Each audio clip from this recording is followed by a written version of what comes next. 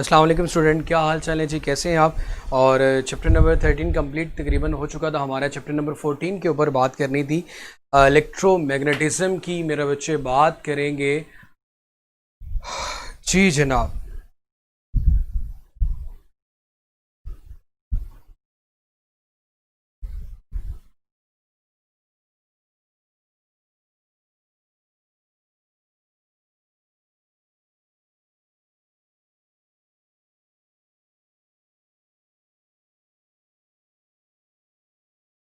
आप में से कुछ लोगों ने मुझे पर्सनल मैसेज भी किए हुए थे, तो उन लोगों को जो भी पीडीएफ थी वो मिल चुकी थी। और मेरी यही कोशिश होगी कि अभी थोड़ी देर तक जो आप लोगों की आप गूगल जो ड्राइव आ रही है उसके अंदर भी जितने आपके रिमेनिंग चैप्टर्स रह चुके हैं, जिनके आपको आंसर कीज़ और वर्कशीट्स नहीं मिली, वो भी अपलोड हो जाएंगी इंशाल्लाह आज।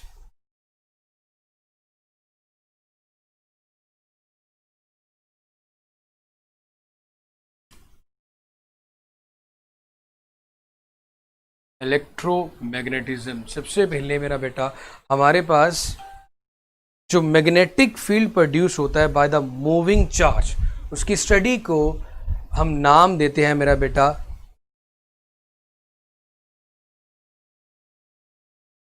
वहाब। चलो बेटा वो भी एंड पे कर लेते हैं, अभी फिलहाल इसको कर। स्टडी ऑफ मैग्नेटिक फील्ड मुझे था कि हो गया complete. Study of magnetic field, study of magnetic field produced by moving charges.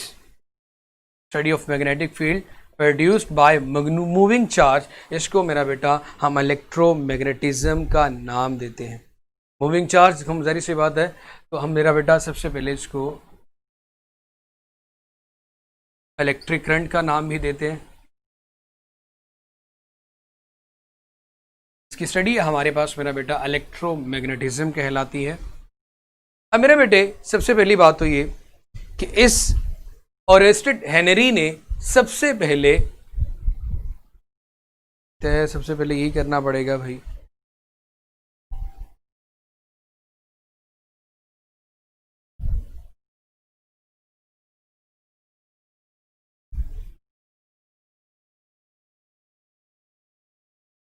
चले मेरा बेटा, मैं सबसे पहले आपको पोटेंशियोमीटर का बता देता हूं।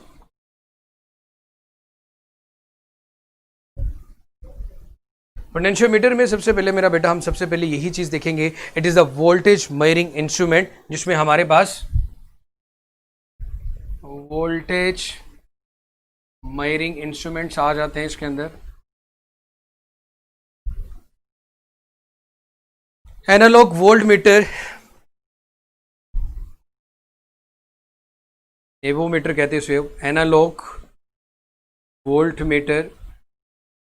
इसकी बात की जाए जिसकी, ये मेरा बेटा आपके पास इनएक्सपेंसिव होता है बट नॉट एक्यूरेट। एवोमीटर आपके पास इनएक्सपेंसिव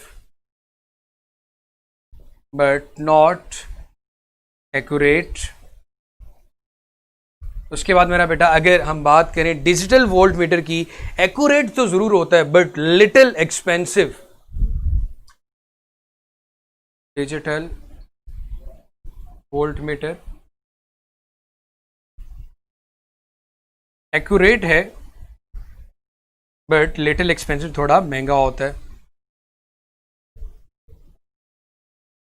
उसके बाद मेरा बेटा हमारे पास CRO है, एक्यूरेट है लेकिन बहुत एक्सपेंसिव होता है। CRO, cathode rays oscilloscope, accurate but expensive.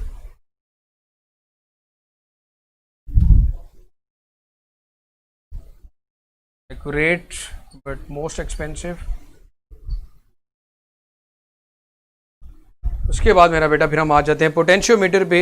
Accurate होता है लेकिन साथ साथ सस्ता भी है, इनएक्सपेंसिव भी है।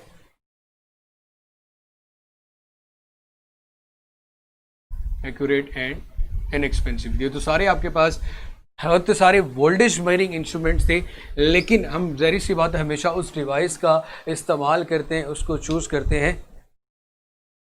जी मेरा बेटा, अब मेरे बेटे आप लोगों के सामने potentiometer in which is use to measure the potential difference are divide potential divider के अंदर ईएमएफ ऑफ द सेल को कैलकुलेट करने के लिए या फिर internal resistance of the cell calculate करने के लिए। सो हम इसकी इम्पेयर जो दो की ईएमएफ है उसको कंपैरिजन भी करते हैं। तो सबसे पहले तो मेरा बेटा आपके पास potentiometer is an instrument which is use to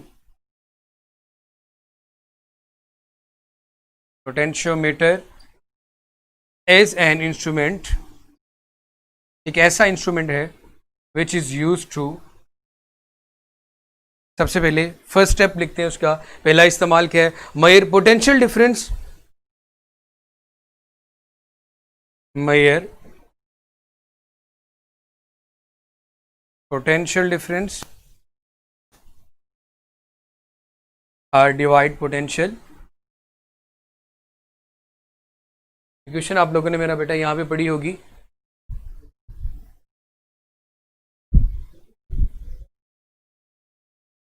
potential divider के अंदर ए और सी के दरमियान जो यूज किया जाता था आपके पास A C R over R into V, ये फॉर्मूला आता था आपके पास, या फिर L over L into V. Measure the potential difference और द पोटेंशियल डिवाइडर। उसके बाद find the EMF of cell, इसका दूसरा यूज है, find EMF of cell, potentiometer का यूज करेंगे। इसके लिए फॉर्मूला मेरा बेटा हम लोग लिखते हैं हमेशा E X is equal to L over L into V आ जाता है, ई आ जाता है सॉरी। तो ये आपके पास जो एल है ये बैलेंसिंग लेंथ होती है। उसके बाद मेरा बेटा अगर हम बात करते हैं internal resistance of the cell को, थर्ड स्टेप लिख लेते हैं वैसे, it is compare the EMF of two cell, compare EMF of two cells. First one आपके पास जैसे कि E1 ओवर E2 के दरमियान जब रेशियो लेते हैं, ये हमारे पास आ रही होती है बेटा L1 ओवर L2 के अंदर, लेकिन इसमें कुछ केसेस आ जाते हैं कि अगर आपके पास इन केस, अगर आपके पास मेरा बेटा ये हो जाता है कि आपके पास लेंथ 1 और लेंथ 2 दोनों इक्वल आ जाएं, लेंथ 1 और लेंथ 2 इक्वल आ जाएं, तो E1 और E2 की वैल्यू भी इक्वल आएगी। फर्स्ट केस तो इसका ये हो गया। लेकिन अगर आपके पास L1 ग्रेटर देन हो L2 से, सेकंड पॉइंट नजर नहीं आ रहा तो मेरा बेटा वो आपके पास है EMF of the cell, it is used to find EMF of the cell. अब मेरा बेटा थर्ड वन था compare the EMF of two cells. अगर आपके पास L1 और L2 दोनों इक्वल हैं तो E1 और E2 के इक्वल आएंगे। अगर L1 आपके पास ग्रेटर देन आ जाता है L2,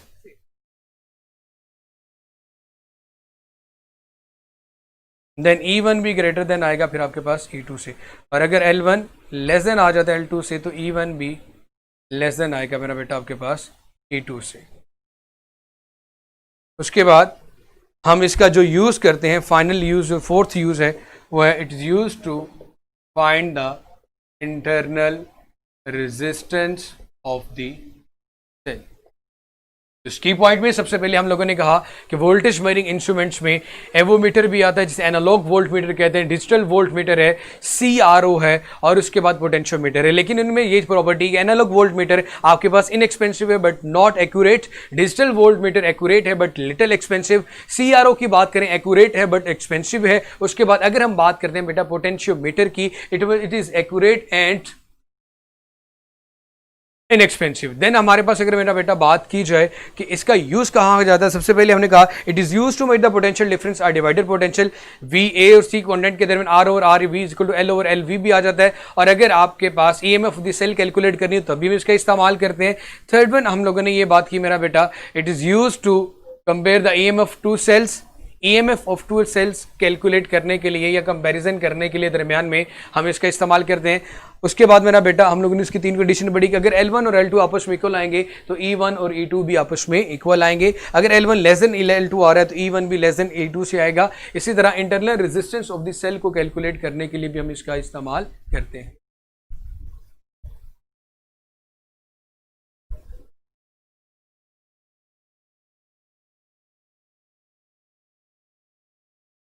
चलो जनाब, ये था हमारा वोल्ट मीटर का। तो अब दोबारा आ जाते हैं चैप्टर नंबर 14 के ऊपर।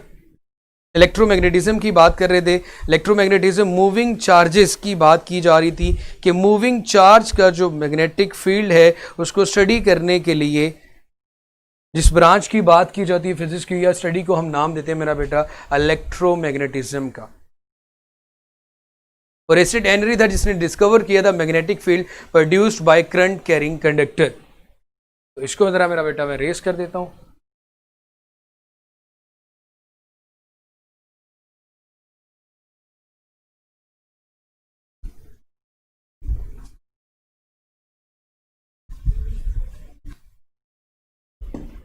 एंड बेस के कुछ एमसीक्यूज भी डिस्कस करेंगे। सबसे पहले Oersted discovered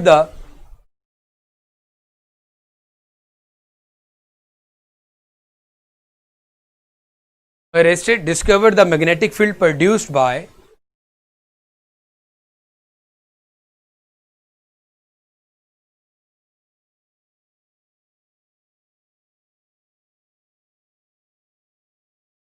magnetic field produced by current carrying conductor।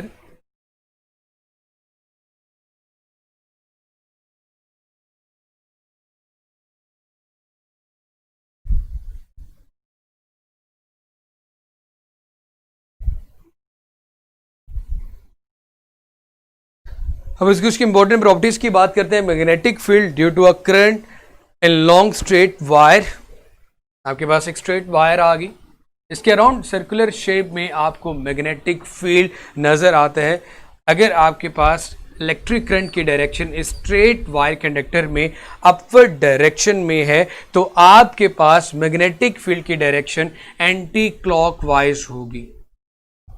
अगर आपके पास इलेक्ट्रिक करंट की direction in a straight wire conductor आपके पास अपवर्ड डायरेक्शन में आ रही है। सो मेरा बेटा magnetic field due to a current in long straight wire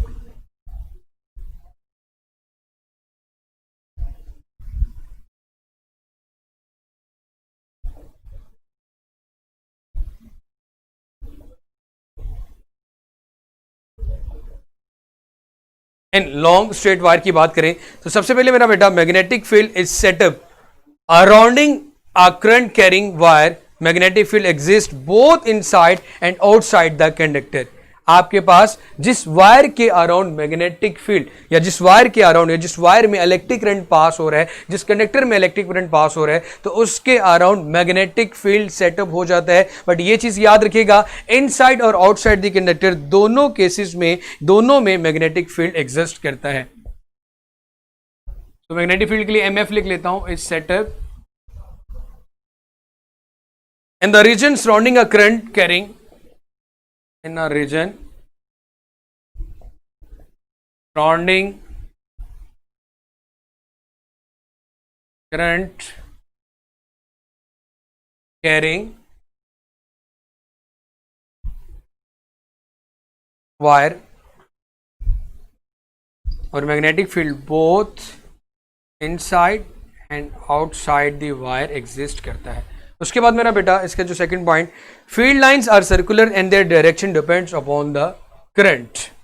ये जो फील्ड लाइन स्ट्रेट वायर के अकॉर्डिंग आएंगी वो आपके पास मेरा बेटा सर्कुलर आएंगी।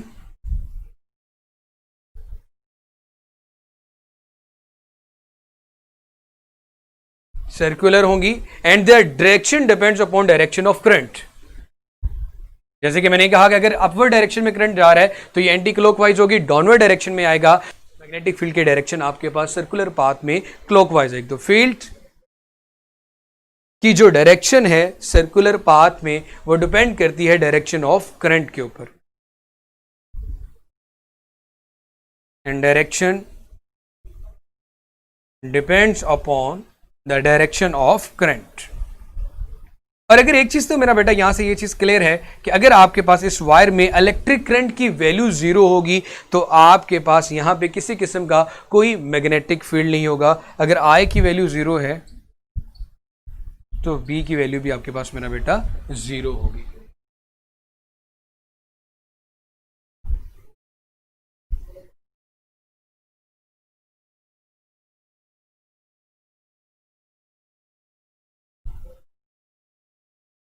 जी मेरा बेटा ये के बाद कुछ इंपॉर्टेंट पॉइंट की बात करते हैं कि मैग्नेटिक फील्ड अगर आपने किसी पॉइंट पे कैलकुलेट करना है around a straight wire conductor, आप किसी भी पॉइंट पे मैग्नेटिक फील्ड की वैल्यू कैलकुलेट करना चाहते हो from a straight wire conductor, ये कोई पॉइंट है, इस पॉइंट पे अगर ये पॉइंट P है और इस पॉइंट का स्ट्रेट वायर कंडक्टर से जो डिस्टेंस है वो आपके पास R है, और आप इस पॉइंट के ऊपर कैलकुलेट करना चाहते हो मैग्नेटिक फील्ड। मैंने अभी ये चीज़ बताई थी कि मेरा बेटा जब हम स्ट्रेट वायर कंडक्टर को अगर ऊपर से ऑब्जर्व कर रहे होते हैं तो आपके पास जो डायरेक्शन आती है वो एंटी क्लॉकवाइज होती है। अगर डाउनवर्ड डायरेक्शन से देख रहे होंगे तो आपके जब ऊपर से देख रहे होंगे तो मेरा बेटा आपके पास क्लॉकवाइज में आएगी, और अगर हम नीचे से इसको ऑब्जर्व कर रहे होते हैं तो हमारे पास जो मैग्नेटिक फील्ड की डायरेक्शन है वो एंटी क्लॉकवाइज आ रही होती है। तो बड़े अच्छे से आपको भी पता है कि अगर आप एक जगह से देखें तो एक ये अगर आपको क्लॉकवाइज है तो ऊपर से देखो तो वही चीज़ आपको एंटी क्लॉकवाइज नजर आएगी, अगर ऊपर से आपको एंटी क्लॉकवाइज नजर आती तो नीचे से आपको क्लॉकवाइज नजर आएगी। खैर हम इसके समराइज पॉइंट्स में इसको देखते हैं कि जब आपने मैग्नीट्यूड ऑफ मैग्नेटिक फील्ड देखना हो किसी पॉइंट के ऊपर, मैग्नीट्यूड ऑफ मैग्नेटिक फील्ड, मैंने ये बात की, ये चीज़ याद रखिएगा मेरा बच्चे कि जब आप किसी भी स्ट्रेट वायर कंडक्टर को आप देख रहे हो मेरा बेटा क्लॉकवाइज डायरेक्शन में ट्रेवल कर रहा होगा, अगर उसके अंदर इलेक्ट्रिक करंट की डायरेक्शन अपवर्ड आ रही है तो ये आपके पास क्लॉकवाइज डायरेक्शन में आपको मूव करता हुआ नजर आएगा। तो यहां से देखते हैं सबसे पहले कि आपके पास कैसे ये डायरेक्शन निकाली जाती है और ये बात कैसे की जा रही है, इसको देखते हैं। सबसे पहले मेरा बेटा magnetic field, magnitude of magnetic field at a point,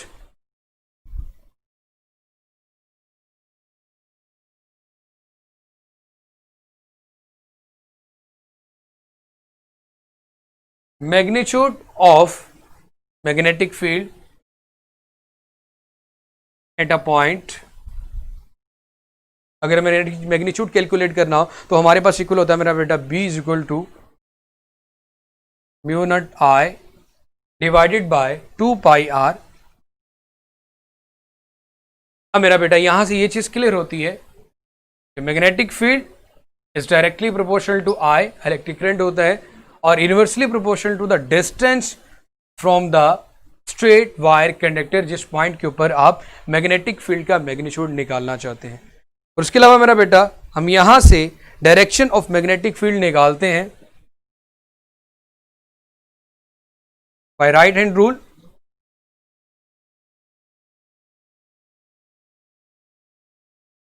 तो अभी बात करते हैं by right hand fist rule.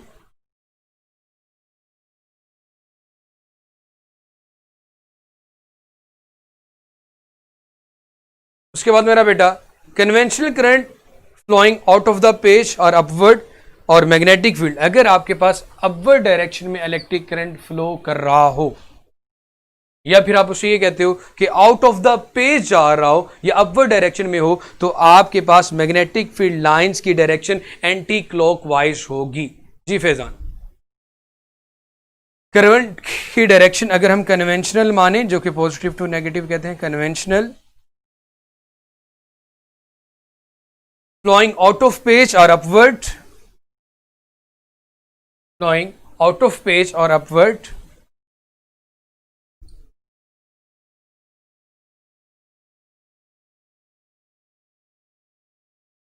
are upward, then magnetic field lines are directed anti-clockwise.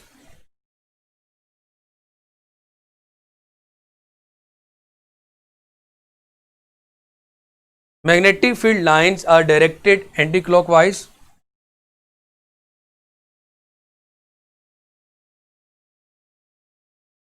Are directed anti-clockwise. कि अगर आपके पास इलेक्ट्रिक करंट की डायरेक्शन आउटवर्ड जा रही है, आउट ऑफ द पेज जा रही है, तो आपके पास जो फील्ड की लाइंस हैं वो एंटी क्लॉकवाइज होंगी, और अगर आपके पास इनटू द पेज आ रहा है, डाउनवर्ड डायरेक्शन में आ रहा है, तो मैग्नेटिक फील्ड लाइंस आपके पास क्लॉकवाइज होंगी। If current is flowing downward or into the page, तो आपके पास मैग्नेटिक फील्ड की जो लाइंस हैं वो डायरेक्टेड होंगी क्लॉकवाइज।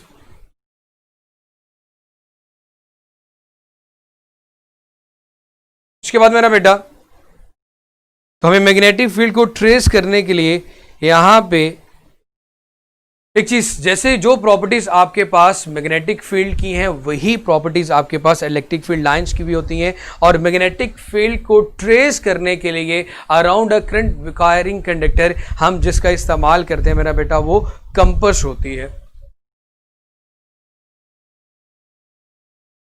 मैं चेंज करवा लेता हूं मेरा बेटा।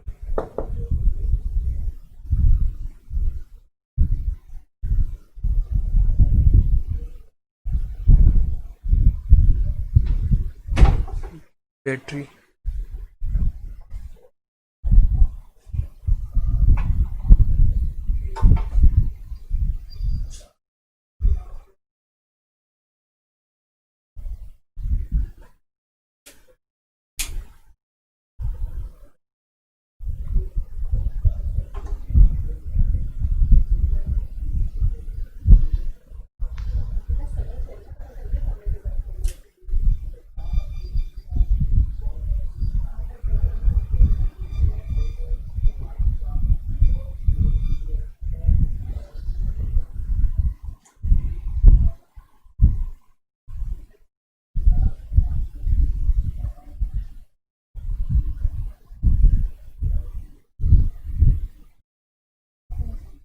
चले मेरा बेटा, अगला एक एमसीक्यू है उसका जरा आंसर दीजिएगा। जी मेरा बेटा फैजान साहब, यही wait two conductor with opposite direction magnetic field they attract या रिपेल क्यों करते हैं? अभी उसकी बात होगी जब सेम डायरेक्शन में होते हैं। आपके पास नॉर्थ या साउथ सामने आता है। इंटरनल फील्ड वीक होने से एक्सटर्नल फील्ड जब स्ट्रांग होता है तो वहां पे हमें अट्रैक्शन फील हो रही होती है। तो ऑपोजिट डायरेक्शन में जब दरमियान वाला फील्ड है वो मेरा बेटा वो स्ट्रांग होता है, एक्सटर्नल जो फील्ड है वो वीक होते हैं, तो वहां पर हमें रिपल्शन शो होती है। उस पॉइंट पर भी मैं नहीं पहुंचा सर, मैं वहां तक पहुंचूंगा तो डेफिनेटली आपको बता दूंगा। इसलिए मेरा बेटा थोड़ा सा हौसला और ठंड रखें और इसका आंसर बताइएगा। और रही बात आप लोगों के जो कमेंट्स हैं मेरी जान, वो सब ही मुझे दिख रहे होते हैं। अहमद सर स्क्रीन पे सब कुछ देख रहे होते हैं जहाँ पे कमेंट्स हो। जी मेरा बेटा, मैं बिल्कुल सब देख रहा होता हूँ और सिर्फ कोशिश होती है कि फ़िलहाल जैसे फ़्लो के साथ जो चीज़ें बतानी हैं वो बताता जाऊँ। और मैं नहीं चाहता कि यार रोज़ वही क्लास हो। फ़िलहाल कोशिश किया करें मेरा बेटा कि जो डिस्कशन है वो कम से कम किया करें। और रही बात जो पॉइंट आप फैजान साहब पूछ रहे थे उस पॉइंट पे भी मैं नहीं पहुंचा था। खैर अभी आपको इसलिए बता दिया है ताकि आपके पेट में जो दर्द है वो दोबारा ना हो।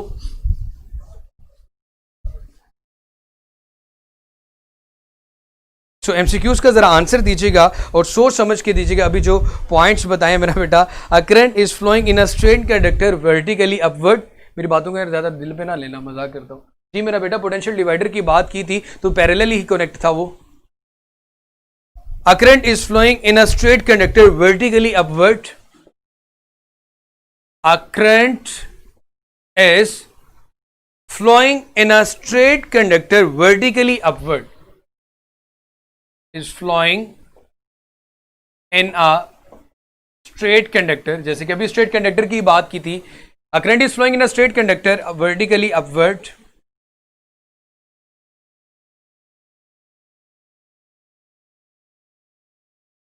Vertically upward.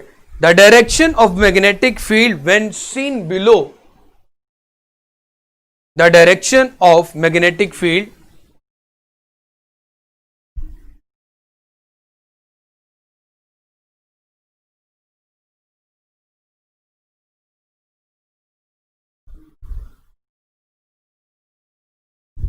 the direction of magnetic field when seen below the conductor is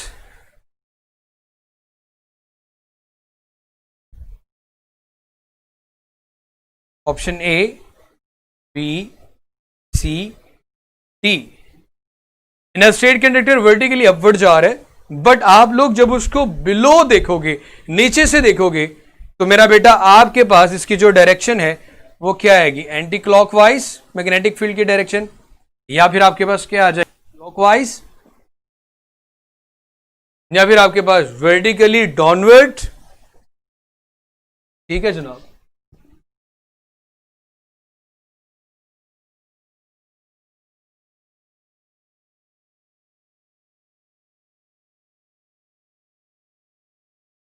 vertically downward या फिर नन। तो क्या इसका आंसर आएगा जनाब? आपके पास स्ट्रेट वायर कंडक्टर में इलेक्ट्रिक करंट अपवर्ड डायरेक्शन में फ्लो कर रहा है, और अगर आप ये बात करें the direction of magnetic field, जब आप उसको नीचे से देख रहे होते हो तो आपके पास मेरा बेटा ये कंडीशन इलेक्ट्रिक करंट इस डायरेक्शन में फ्लो कर रहा है। आप जब इसको नीचे से ऑब्जर्व करते हो तो आपके सामने जो मैग्नेटिक फील्ड की डायरेक्शन होती है वो मेरा बेटा आपके पास क्लॉकवाइज आ रही होती है। जी जनाब, clockwise.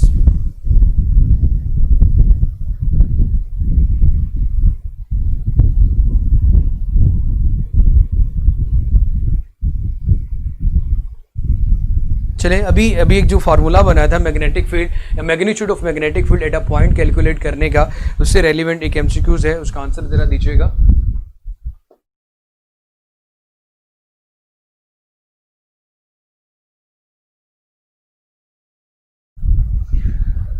When a current of 2 ampere passes through a conductor, when a current of 2 ampere passes through a conductor,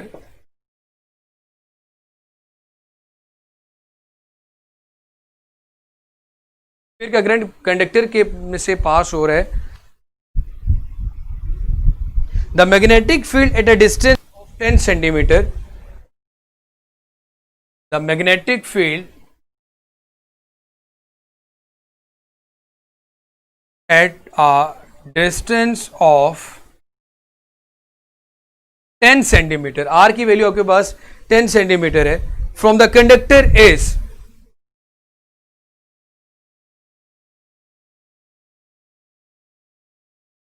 when a current of 2 ampere passes through a conductor, the magnetic field का magnitude calculate करें at a distance of 10 centimeter, at a distance of from conductor is। तो जरा मेरा बेटा आपके पास answer में लिख लेता हूं।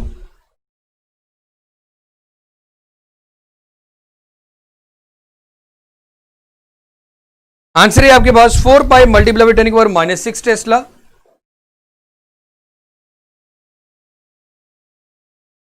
बी आपके पास 8 मल्टीप्लाई बाय 10 की पावर -6 टेस्ला। देन मेरा बेटा सी ऑप्शन है 8 पाई मल्टीप्लाई बाय 10 की पावर -6 टेस्ला।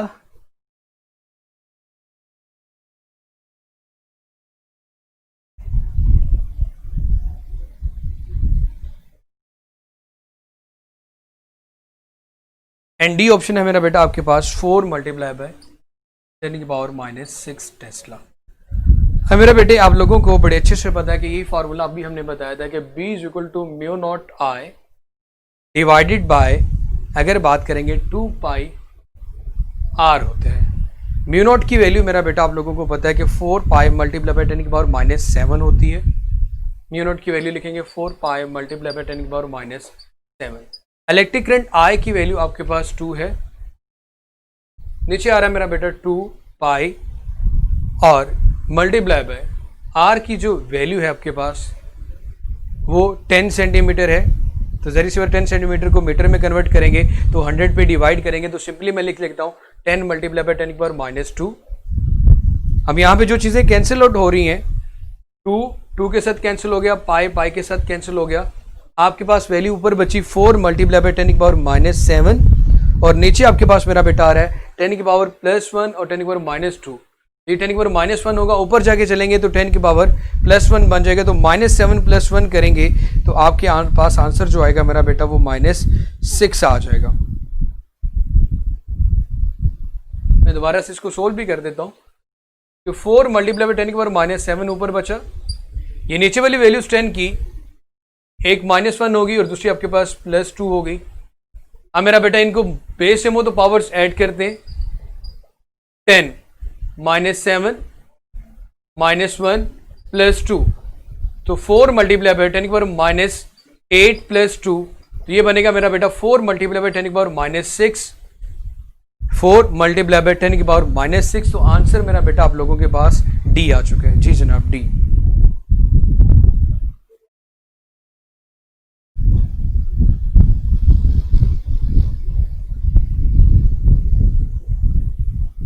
ओके, आगे हमारा जो नेक्स्ट टॉपिक है वो बेटा force on a conductor, current carrying conductor in a magnetic field. उसके जरिए सी बात उसी तरह कुछ समराइज पॉइंट्स पे ले होंगे, फिर उसके बाद मेरा बेटा हम चलेंगे इसके एमसीक्यूज की तरफ।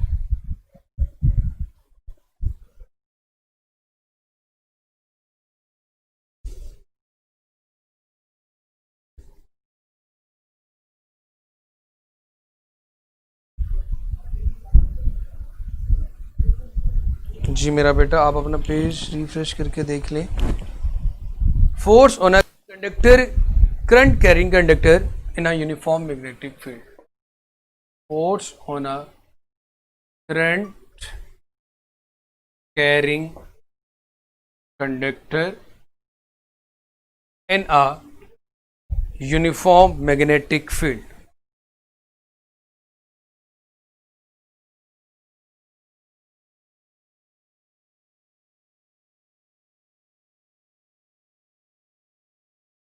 अब मेरा बेटा सबसे पहली बात तो ये कि हम अगर फोर्स की बात करें तो इसका फॉर्मूला आपके पास आ रहा होता है F is equal to, sir 2 pi से डिवाइड क्यों किया है मेरा बेटा? आपके पास उसका डिराइव्ड फार्मूला मैंने लिखा था magnetic field at a point का सर्कुलर के अंदर, तो अगर उसके डेरिवेशन में देखें तो आपके पास यहाँ पे 2 पाई आर आ रहा था, तो मैंने 2 पाई के साथ डिवाइड, ऊपर जो म्यू नॉट की वैल्यू वो 4 पाई मल्टीप्लाई 10 के पावर -7 होती है, तो 2 के साथ कैंसिल कर दिया, इस पाई को पाई के साथ कैंसिल आउट कर दिया।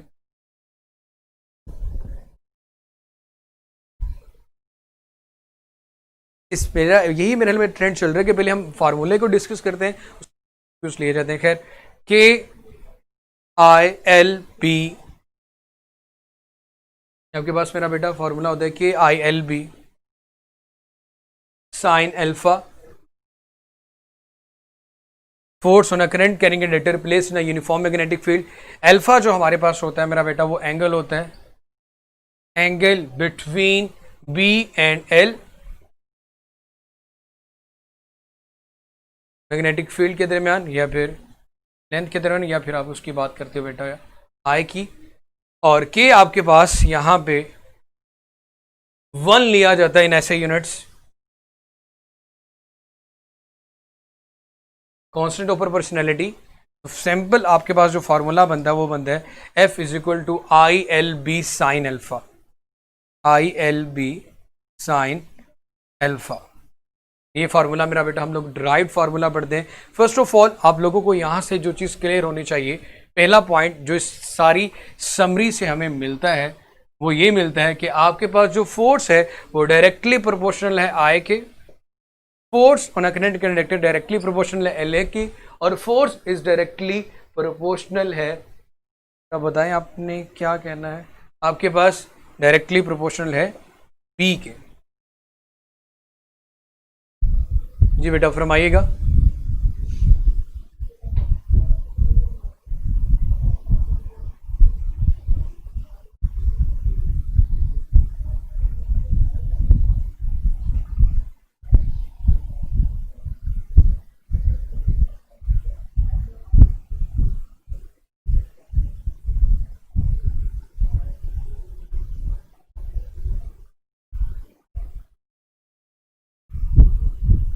जी बेटे बताएं, हुक्म करें, मैंने आप लोगों की वजह से ही रुक गया हूं कि क्या कहना चाह रहे हैं।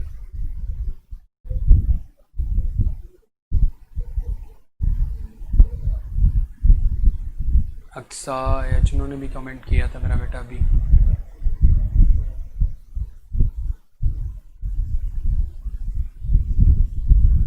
अच्छा, फैन थोड़ा साइड में बेटा मेरा बंद ही कर देता हूँ उसको।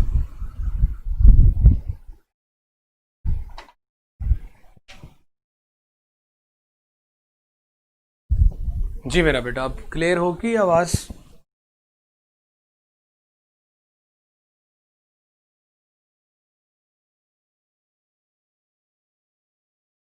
चले मेरा बेटा, मैं यहां से ये बात करने लगा, अगर मैं ये चीज कर देता हूं कि आपके पास इसकी जो लेंथ है अगर हम इसको हाफ कर दें, मतलब L/2 कर दें, और आपके पास जो इलेक्ट्रिक करंट आए है इसको हम डबल कर दें, तो क्या फोर्स के ऊपर कोई फर्क पड़ेगा? तो मेरा बेटा अगर फॉर्मूले में देखो, आपने लेंथ को, करंट को डबल कर दिया और जो लेंथ है उसको हाफ कर दिया, साथ b साइन अल्फा आ रहा है इसके, तो अगेन 2 के साथ कैंसिल हो जाएगा। तो आपके पास देखिए लेंथ को यहां मैंने हाफ किया, लेकिन दूसरा ही मैंने उस चीज को कंपनसेट करने के लिए इलेक्ट्रिक करंट को डबल कर दिया। तो ये चीज याद रखिएगा कि इसकी फोर्स पे किसी किस्म का कोई फर्क नहीं रहेगा, F will be remain same. जी मेरा बेटा, मैंने वो फैन बंद कर दिया है, आपको अगर शोर आ रहा था। उसके बाद मेरा बेटा यहां पे आपको ये चीज भी नजर आ रही होगी, सेकंड पॉइंट जो उसका लिखना चाहूंगा कि force is directly proportional to sine alpha आ रहा है। इट मींस कि जब एंगल आपके पास 90 डिग्री आएगा तब आपके पास जो फोर्स है वो आपके पास मैक्सिमम आएगी। Force directly proportional to sine alpha and when alpha is equal to 90 degree तब आपके पास जो फोर्स की वैल्यू है वो मैक्सिमम आएगी, जो कि इक्वल होगी F is equal to ILB,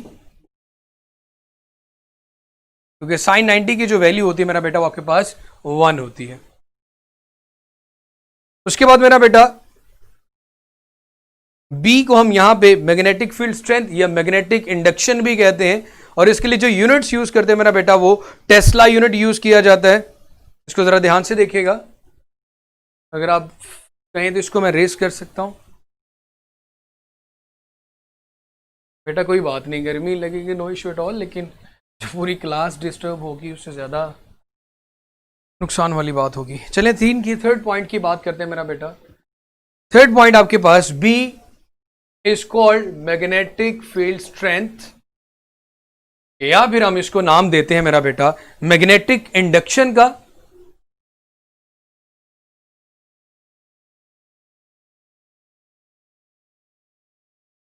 उसके बाद मेरा बेटा इसकी यूनिट्स की बात करें तो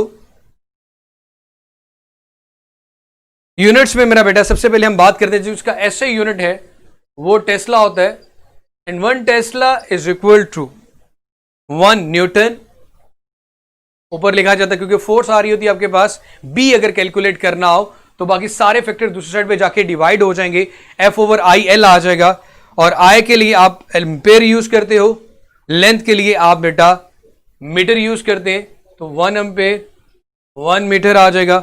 जब अगर मैं ये बात कर रहा हूं कि अगर एंगल आप वहां पे क्या रखें साइन 90, ताकि आपके पास एंगल में किसी किस्म का कोई फर्क ना पड़े, तो इसके इक्वल भी होता है। और अगर CGS सिस्टम के अंदर बात करें तो मेरा बेटा 1 टेस्ला CGS सिस्टम में 10 की पावर 4 गॉस के इक्वल होता है।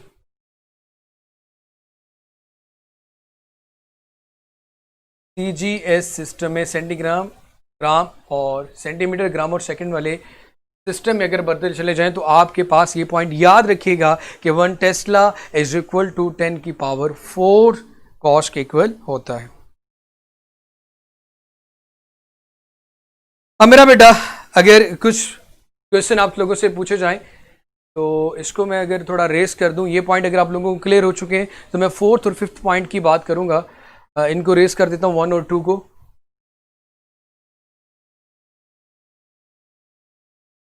4th पॉइंट मेरे पास मेरा बेटा क्या आ रहा है कि अगर आप इन केस ये करो कि आपकी जो फोर्स है वो मैक्सिमम का हाफ है, आपके पास फोर्स मैक्सिमम का हाफ है, तो यहां पे किस वक्त ये चीज होगी, एंगल की वैल्यू क्या होगी। फोर्स अगर मैक्सिमम का हाफ है तो एंगल की वैल्यू क्या होगी। तो मेरा बेटा आप लोग फॉर्मूला लिखेंगे, F किसके इक्वल होता है मेरा बेटा, IBL साइन अल्फा के इक्वल। यहां पे ऊपर भी क्या लिख देंगे, ILB डिवाइडेड बाय 2। मैक्सिमम तो F मैक्सिमम तो मेरा बेटा क्या अभी हमने बात की थी कि जब 90 डिग्री का एंगल होगा तो फोर्स मैक्सिमम होगी, और जब 90 डिग्री का साइन 90 यहां पे पुट करेंगे तो आपके पास आंसर आएगा ILB। पॉइंट नंबर 3 में मेरा बेटा मैंने ये चीज बताई कि B आपके पास मैग्नेटिक फील्ड स्ट्रेंथ है, और मैग्नेटिक फील्ड स्ट्रेंथ इसे या मैग्नेटिक इंडक्शन B कहते हैं। उसके बाद मेरा बेटा हमने कहा इसका जो यूनिट है वो 1 टेस्ला जो इक्वल होता है 1 न्यूटन पर इनवर्स पर मीटर के इक्वल, और 1 टेस्ला अगर CGS सिस्टम में देखा जाए तो मेरा बेटा वो 10 की पावर 4 गॉस के इक्वल होता है। अब मेरा बेटा जी बिल्कुल सही फरमाया आपने। अगर आपके पास ILB साइन अल्फा और यहां पे ILB लिखेंगे और 2 आ जाएगा तो ILB के साथ कैंसिल हो जाएगा, आपके पास sine alpha will be equal to 1/2, तो अल्फा की जो वैल्यू आएगी वो आपके पास 30 डिग्री आ जाएगी। उसके बाद मेरा बेटा आप लोग ये भी कह सकते हैं कि अगर आपके पास फोर्स मैक्सिमम हो, force maximum divided by under root 2 आ रही हो तो अल्फा की वैल्यू क्या होगी, ये चीज आप खुद कैलकुलेट कर सकते हैं। या फिर अंडर रूट 3/2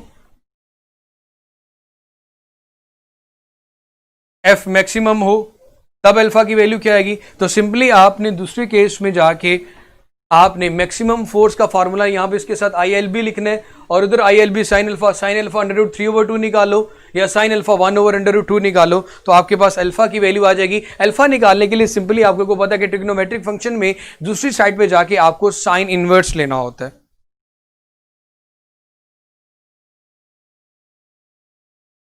उसके बाद मेरा बेटा इसका जो लास्ट पॉइंट है वो ये है कि अगर आपने डायरेक्शन ऑफ फोर्स निकालनी होती है, सो डायरेक्शन ऑफ फोर्स निकालने के लिए आप लोगों को जिस पॉइंट पे कंसिडर करना है वो ये है कि आप लोगों के पास फॉर्मूला इस तरह बनता है मेरा बेटा, F is equal to I into L cross B. तो यहां पे आप राइट हैंड ग्रिप रूल भी वेक्टर वाला यूज कर सकते हैं, cross product between L and B curl करें अपनी फिंगर्स को तो थंब इंडिकेट करेगा डायरेक्शन ऑफ द फोर्स को। तो first one right hand cross product rule भी यूज किया जा सकता है डायरेक्शन ऑफ फोर्स निकालने के लिए, right hand cross product rule. उसके बाद मेरा बेटा राइट हैंड पाम रूल भी यूज किया जा सकता है, फ्लेमिंग का लेफ्ट हैंड रूल भी यूज किया जा सकता है।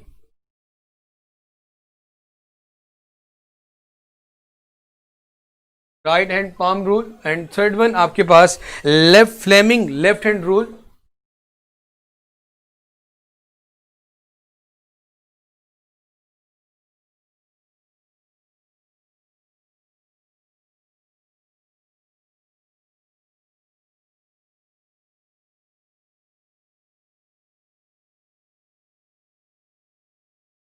राइट हैंड पाम रूल में आप लोगों की जो ये जो फिंगर्स होती हैं मेरा बेटा, फिंगर्स मैग्नेटिक फील्ड को इंडिकेट करती हैं।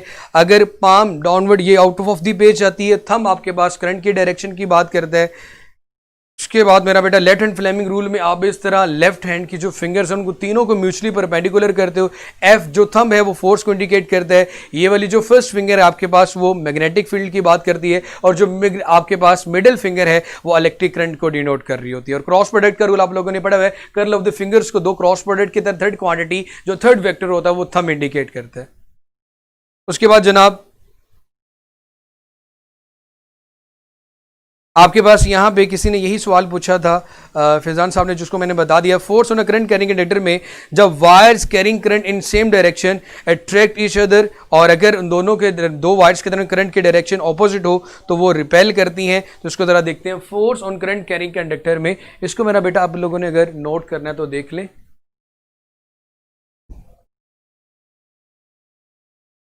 To find the direction of magnetic force on a current carrying conductor वो रूल्स का इनमें इस्तेमाल करते हैं। मेरा बेटा बात ये की जा रही है force on a current carrying conductor में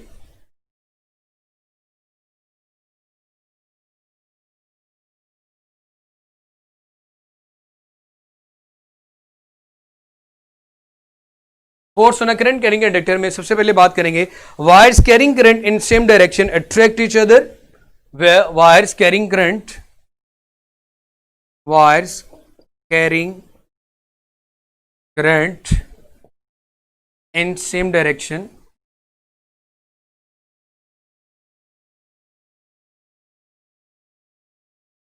ये दोनों में जो मैग्नेटिक फील्ड होता है उसकी वजह से ये दोनों एक दूसरे को अट्रैक्ट कर रही होती हैं, attract each other and other is vice versa and vice versa. अगर ऑपोजिट होगा तो जाहिर सी बात है वहां पे रिपल्शन होगी। हम यहाँ पे कोई ड्रॉ करते हैं, जैसे कि आपके पास दो वायर्स हैं, इन दोनों वायर में electric current I1 I2 flow कर रहे हैं। जब I1 और I2 करंट फ्लो कर रहे हैं ये दोनों एक दूसरे को मेरा बेटा आपस में अट्रैक्ट कर रही है। यहां पे जो फोर्स है वो फोर्स ऑफ अट्रैक्शन है। लेकिन अगर दोनों वायर में इलेक्ट्रिक करंट की डायरेक्शन ऑपोजिट हो I1 और I2 में तो यहां पे इन दोनों के दरमियान क्या होगी, रिपल्शन। पॉइंट को मजीद क्लियर करते हैं।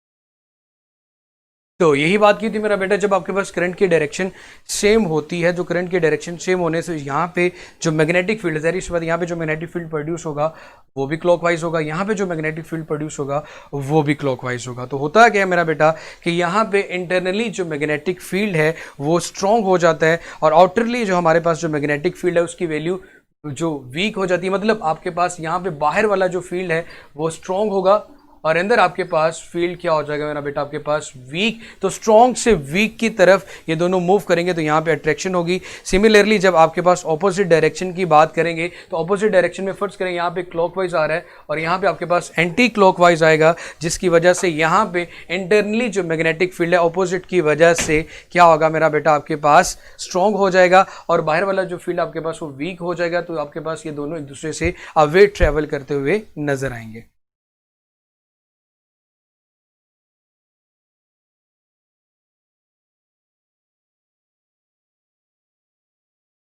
जैसे कि आप लोगों ने वो चीज पढ़ी हुई थी कि आपके पास एक स्ट्रेट वायर का एक परमानेंट मैग्नेटिक फील्ड था, उस परमानेंट मैग्नेटिक फील्ड के अंदर आप लोगों ने ये नॉर्थ टू साउथ लाइंस हम लगाते हैं मैग्नेटिक फील्ड लाइंस को इंडिकेट करने के लिए। आप एक मैग्नेटिक फील्ड के अंदर एक कंडक्टर यहाँ पे पड़ा हुआ है, उस कंडक्टर के ऊपर मेरा बेटा फोर्स लगती है। जब वो कंडक्टर फर्ज करें आपके pass out of the page, like उसमें जो इलेक्ट्रिक करंट है वो अपवर्ड डायरेक्शन में ट्रेवल कर रहा है, तो यहाँ पे जो उसकी मैग्नेटिक फील्ड की लाइंस हैं वो आपके पास क्लॉकवाइज होंगी, और यहाँ पे आपके पास मैग्नेटिक फील्ड की लाइंस क्या होंगी, एंटी क्लॉकवाइज होंगी। तो ये चीज याद रखिएगा, जब मैग्नेटिक फील्ड लाइंस और आपके पास ये जो करंट की डायरेक्शन है, मैग्नेटिक फील्ड की डायरेक्शन है, वो दोनों जब सेम होंगी तो जहरी सी बात है यहां पे जो फील्ड है वो स्ट्रांग हो जाएगा। अब यहां पे नीचे वाले केस में मैग्नेटिक फील्ड लाइंस की डायरेक्शन आ रही है नॉर्थ टू साउथ, लेकिन आपके पास इंटरनल मैग्नेटिक फील्ड प्रोड्यूस हो रहा है वो उसकी डायरेक्शन ऑपोजिट आ रही है, तो यहां पे फील्ड की वैल्यू क्या हो जाएगी, वीक, और यहां पे फील्ड की वैल्यू क्या है, स्ट्रॉन्ग। तो डेफिनेटली फिर आप लोगों के पास वहां पे क्या चीज ट्रेवल करेगी, स्ट्रॉन्ग से जब वो जाएगा वीक की तरफ तो दोनों के दरमियान क्या होगी मेरा बेटा, अट्रैक्शन हो गई जाएगी।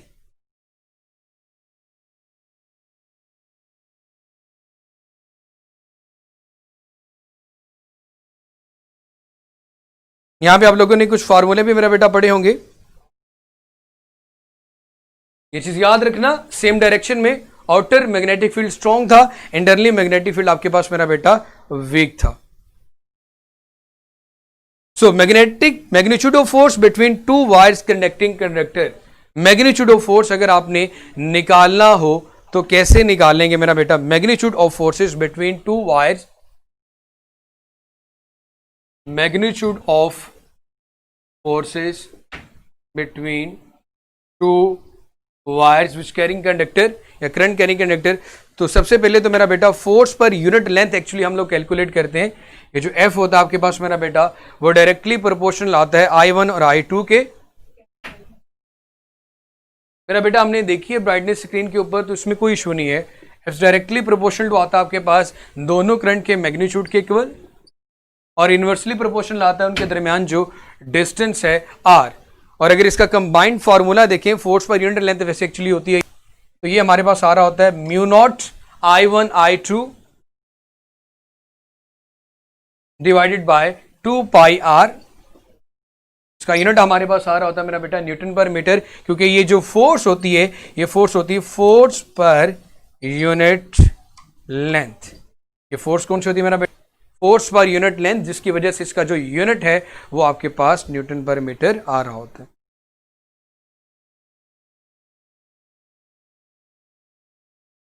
उसके बाद मेरा बेटा मैग्नेटिक फ्लक्स और फ्लक्स डेंसिटी की बात करूं, जिस तरह आपके पास इलेक्ट्रिक फ्लक्स था, number of electric field lines passing through a certain element area is known as electric flux. Magnetic flux भी है बेटा, मैग्नेटिक फ्लक्स को यहां पे फाई के साथ बी लिख देंगे, जो आपके पास मैग्नेटिक फ्लक्स बन जाएगा, is the number of magnetic field lines passing through a certain area. इसको मेरा बेटा मैं रेस कर देता हूं।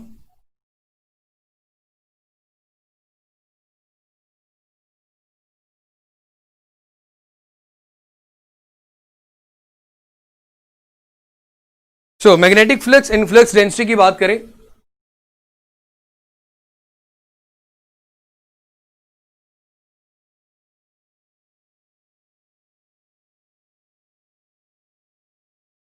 सबसे पहले तो मेरा बेटा वही formula, number of magnetic field lines passing through a certain element area,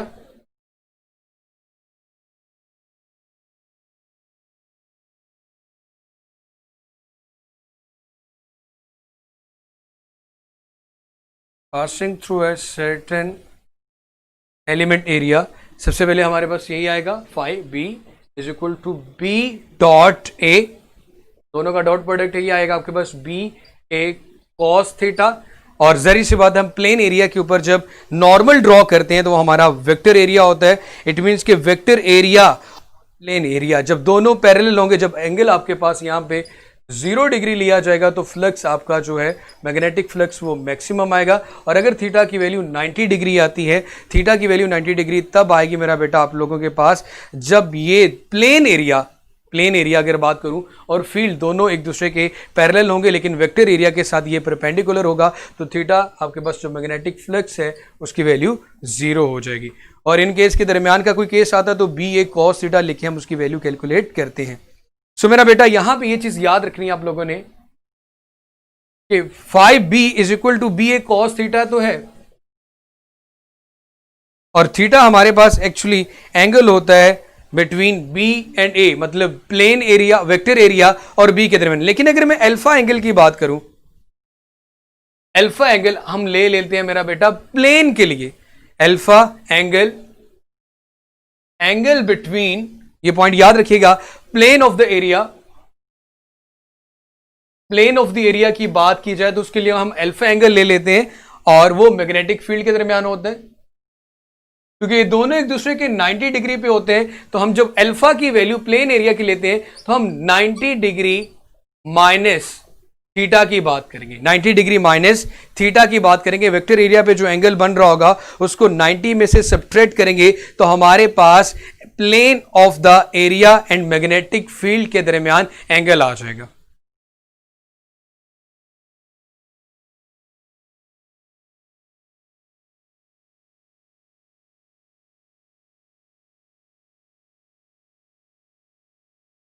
मेरा बेटा जो इलेक्ट्रिक फील्ड के हैं वो उसके इलेक्ट्रिक फील्ड लाइंस पॉजिटिव से स्टार्ट होती हैं, नेगेटिव पे जाके टर्मिनेट होती है, no two lines cross each other. उसी तरह की सिमिलर प्रॉपर्टी अब हमारे पास मैग्नेटिक फील्ड्स में आ जाती हैं। अब क्वेश्चन आप लोगों से मेरा बेटा ये है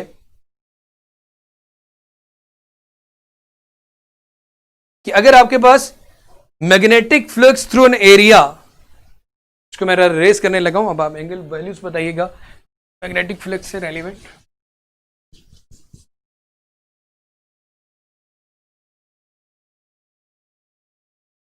The magnetic flux through an area will be half of maximum. The magnetic flux through an area. The magnetic flux through an area will be half of maximum. Will be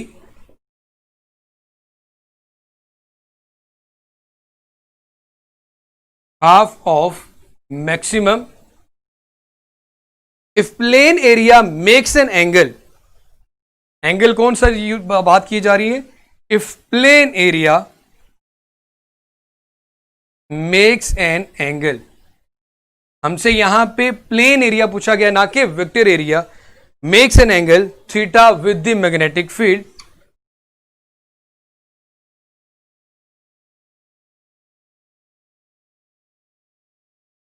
values बताएं, answer मैं लिख लेता हूं A B C और D. ए मेरे पास है 30 degree, 45 degree,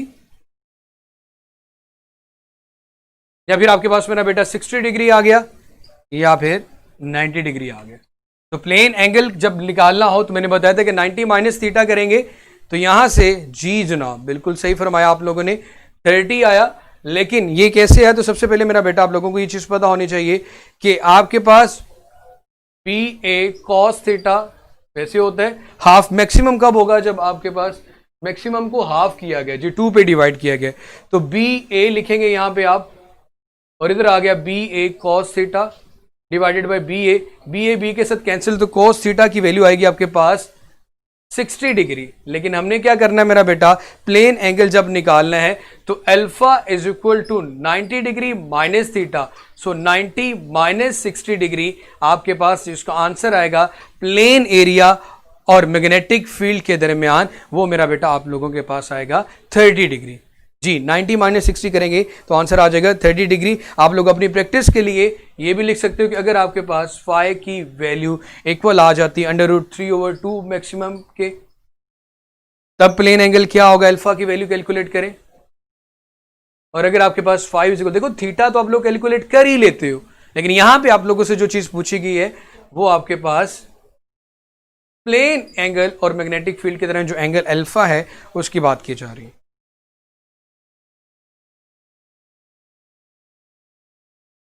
अब अगर इसके मैं यूनिट्स की बात करूं मेरा बेटा, तो यूनिट में आपके पास वेबर आ जाता है मैग्नेटिक फील्ड का यूनिट,